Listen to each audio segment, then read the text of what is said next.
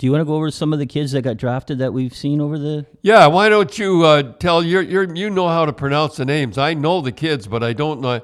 I just don't know. And we saw a lot. We saw an awful lot of kids. Well, we saw a lot of them drafted, and we so this year you do it, Del. We saw Quentin Byfield. We've talked about him. Talked about him, yeah. And short stick. He's got a short stick. He's he's young. Like he'll be about 6'6". He's almost 10 months younger than the rest of the kids. So that's a lot. At that age. He's 6'4", 215 pounds. He'll be about 6'6". But you know what though, Dad? You and I watched him. You're not knocking the kids, and that's the problem. No, we don't want to knock anybody, but we're not going to be like those guys on TV. Everybody's a superstar. He's really got to work. He's got to work on his first few strides because when we saw him and play for Sudbury, he's good. I mean, he's okay. Remember the third period when they must have told him I was there? Yeah, remember that goal? The one goal. He let a shot go. But, boy, he can do it. But so he's he went to LA, and I think he'll do well. But he'll play. He'll play, but his skating's got to get him up. And then on the sixth round or sixth overall was Jamie Drysdale. Oh, that's my favorite. Yeah, boy, and I got to be with Ottawa. I can't believe they didn't pick him. They took two defensemen before him. And, boy, he's a beauty. And in about 4 or 5 years, people are going to say, I can't believe Ottawa didn't take Jamie Drysdale. Yeah, and because he was the second youngest kid on Team Canada last year in the juniors.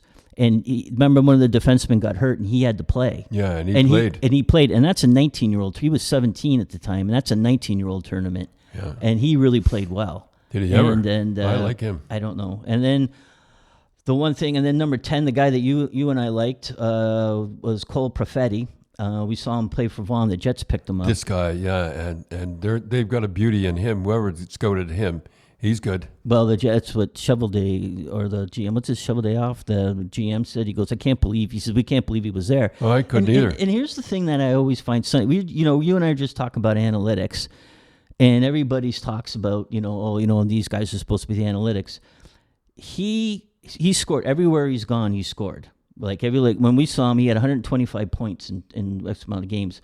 So in his rookie year with Saginaw in the OHL, he had 37 goals. And last year, he had 111 points in 61 games. And only Lafreniere had 112. Now, he had played few less games.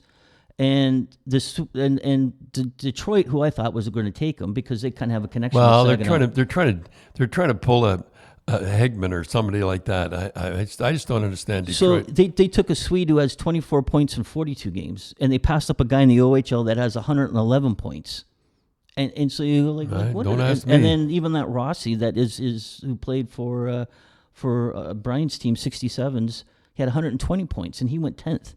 So you wonder where their people's heads you just. Well, I'll tell you what they're trying to do, Tim. They're trying to pull a guy out of the hat. Oh boy, are they ever a good manager? They picked that guy. Instead of picking the obvious guy, they think too much. Remember, I have to go. Yeah, they think too much. I remember. We have to. I know we're going a little long here, but I have to tell one story. This is the unbelievable story. It cost me a Stanley Cup. I remember the reporters coming to me, Don, you have to pick this guy. You have to pick this guy. Where was he playing in New Hampshire? I think it was University of Hampshire. Yeah, you have to pick this guy. He's got a Boston accent. He's a big guy. He's a defenseman. So I went in and I said, Harry, I don't know who you're picking, number one, but I said, this guy is 6'2", a big guy and all. And you kind of needed a defenseman, didn't you? We needed a defenseman because we're going to lose Bobby. He's going to Chicago. And he, I'm not. What are you going to listen to the writers? And I said, well, geez, these guys know what's going on. It really is amazing when you think about it. Well, no, wait till I tell you the guy. Well, maybe the people that my era will remember. So we took it. I'm not knocking the goalie we took. We already had three goalies. We had Jilly Gilbert, who set a record. We had Jerry Cheever, St. Elmore, Stanley Cup winner. And then we had Ron Graham, the best goaltender in the WHA. So we had three goalies to start with. I mean, he did trade Graham later on. So we take a small goaltender, who I think he played about 100 games in the National Hockey League. You know who we passed up? Rod Langway. And guess Montreal took right after us because and they took Rod Langway. What did he win? Stan, he won the Norris Trophy, yeah. and he played about 20 years in the National Hockey League. Him and Park on defense would have been unbelievable. Instead, he goes and he plays for the Montreal Canadiens. So is that a reflection of the scouts in that Yes. area? Yeah, we That had they just weren't. They stupid just didn't guys. know. Yeah, they. Just So didn't know. we said this once before, but just think this could have happened for Boston.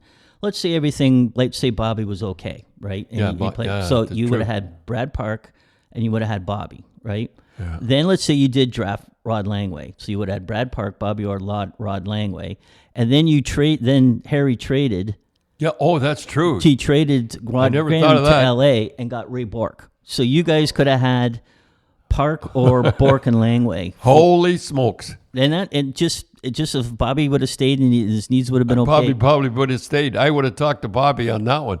And, and he wouldn't have had to play, he wouldn't have had to kill penalties. He wouldn't have had to do all that stuff. Anyhow, So, I guess that we talked long enough. One more guy I just want to mention that we saw that I mentioned before, though I think is going to be the dark Yeah, you horse tell them. is he was picked 98th by the Sharks. There's a guy named Brandon Coe. And Yeah, we used to talk about him. Yeah, he's a big guy. He played for the Nats, and he was a point a game for them. And he's a pretty good skater. Like he's okay, and he's 6'4", 190 Too pounds, big. 190 Toronto. pounds. And he played for North Bay, which wasn't a very good team last year, and he still ended up getting a point a game.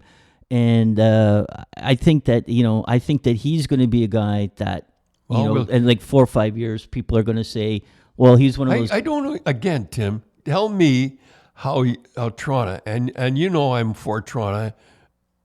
I think they do. I think they just.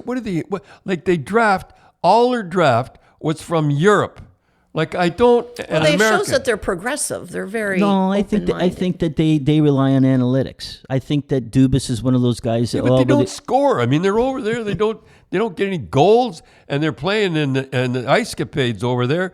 And then every guy he's got, except one, is from Ontario. Like I don't get it. I think it's Spezza, who's the big guy.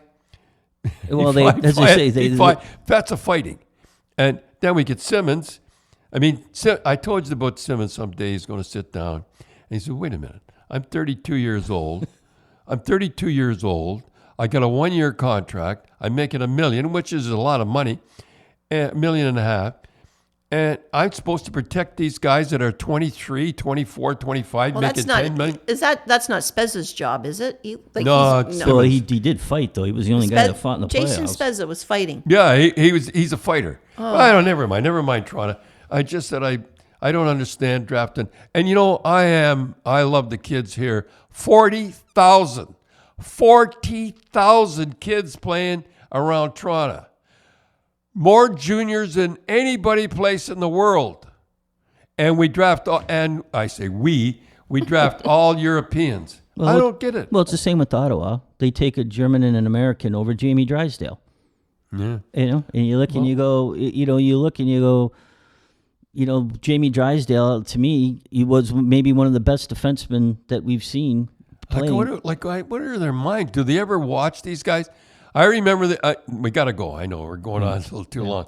I remember that we in Colorado drafted a guy. I'm not going to mention his name because I don't want to mention his name because he doesn't like me and I don't like him. And he had a good playoffs and he had a broken leg or something. And we took him, and we took him number one. We were number one. And we call him Baby Huey, and he couldn't make our club. And he floated. Anyhow, we're going down the thing. I just don't understand how they draft. We go out and we watch these kids, and what are they thinking? Anyhow,